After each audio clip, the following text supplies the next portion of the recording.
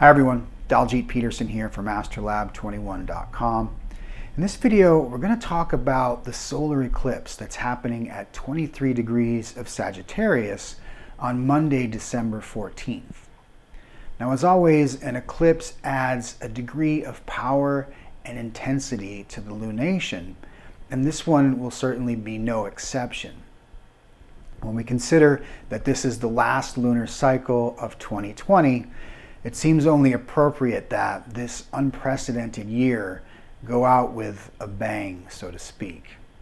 Now, late last month, we had a partial lunar eclipse in Gemini on November 30th, when the moon was in conjunction with the North Node in Gemini.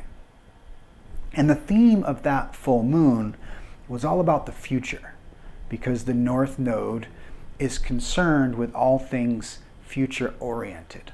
It represents the direction that we're all moving in, some point that we're all evolving towards. Now, this upcoming solar eclipse in Sagittarius will be a total solar eclipse. And actually, it's the only total solar eclipse of 2020. Now, this total eclipse will be visible only really in parts of South America, in Chile and in Argentina.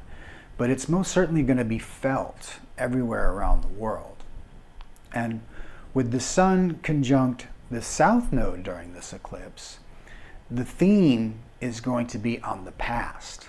The South Node represents our past. And it seems really poignant for the time we are standing at in history to be receiving the message that this eclipse seems to be offering us.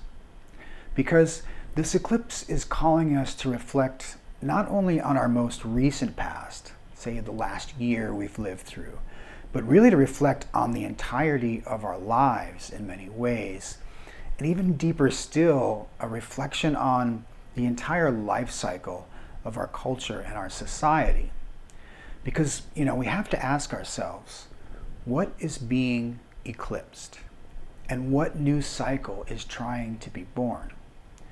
And because this eclipse is occurring in the sign of Sagittarius, we are being called to ask and to seek to answer those questions in the deepest and most meaningful of ways, searching to the very core of our souls to understand, what is it that is unfolding around us, and how can we extract the highest truth and wisdom from this moment. And that's pretty profound, right? We're sort of being asked to put on our philosopher's cap, so to speak, and really try to formulate and articulate our deepest held beliefs and values, our personal sense of right and wrong, the very direction of our moral compass. Where are we as the archer, the symbol of Sagittarius, attempting to aim our philosophical arrows? And when I think about that metaphor, I'm reminded of archer pose in yoga, right? It requires this very firm and wide stance where you have to be very rooted in your core, right? And then there's this dynamic tension that's created as you emulate the power of, the bowstring being pulled back to its greatest point of tension. And then you have to have this laser-like focus on your target with this one-pointed and unwavering concentration, right? And you have to be able to hold that focus and hold that tension in a relaxed way, right? You have to have this calmness to the rhythm of your breathing. And in this pose, there's a knowing. There's a certainty of conviction. There's a complete and utter focus on your target. And then, at the perfect moment, you release the arrow. And if your aim is true, you hit the target of your desire. So, this feels like the apt metaphor to be meditating on during this total solar eclipse that we're having in Sagittarius. Where can we stand firm in our own deeply held convictions about ourselves? And what are our targets for the near-term future? How can we hold that balance and the required tension that's necessary to achieve that maximum focus on our goals? And how can we stay calm under pressure so that we can intuitively know the exact moment to release our arrow and to hit our desired target? Intuition is the great gift of Sagittarius, and we all have it somewhere in our charts. We all have an area of our lives, a field of our experience where our intuition is strongest. And I encourage you to find out where in your chart this eclipse will fall. Where is 23 degrees of Sagittarius for you? Is it in your 10th house of career? Or is it in your 7th house of relationships?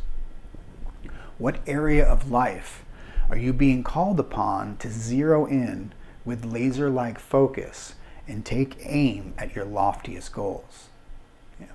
Where are you your own best philosopher, your own best teacher, your own mentor, your own guru? How can you utilize these gifts that you have to achieve your life purpose? And how can you use those talents to help others around you? So, there's a lot of things that we can say about this eclipse when we consider it in relation to this entire year of 2020 and to all the personal and social and political upheavals of the time that we're living in. And all these ideas and concepts are certainly worth exploring, because I think on a broader level, what is being eclipsed here is really an entire era. It's highly unlikely that we're ever going to return to normal, right? We're not going back to life as we knew it before this pandemic. We're already talking about a pre-COVID and a post-COVID world. And that's valid. And it's in keeping with the astrological symbolism. And if we're awake and attuned to this flow of energy that's currently swirling around us at this time, we get the sense of that proverbial calm in the eye of the storm. And there's a moment of grace. And in that moment, you realize, we don't want to go back to the way it was. Many of us were deeply concerned that it wasn't really working so well anyway. And now we're being offered a glimpse of a silver lining that lies beyond this dark cloud that has been 2020. And there's a real opportunity waiting for us all on the other side of this eclipse. So, do yourself a favor. On Monday, take a few moments out of your day and just meditate on this metaphor of the archer.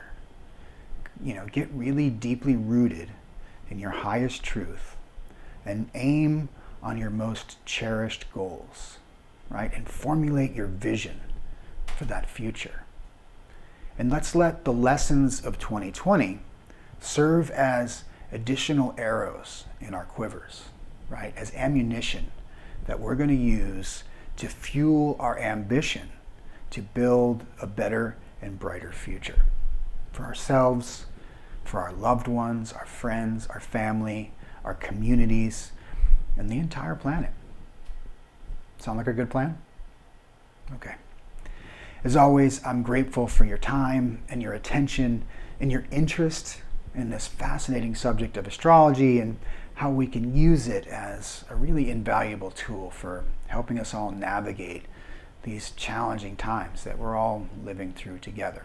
So I wish you a safe and happy holiday and a happy and prosperous new year. And I look forward to seeing you all in 2021. Okay. Sat Nam, everyone.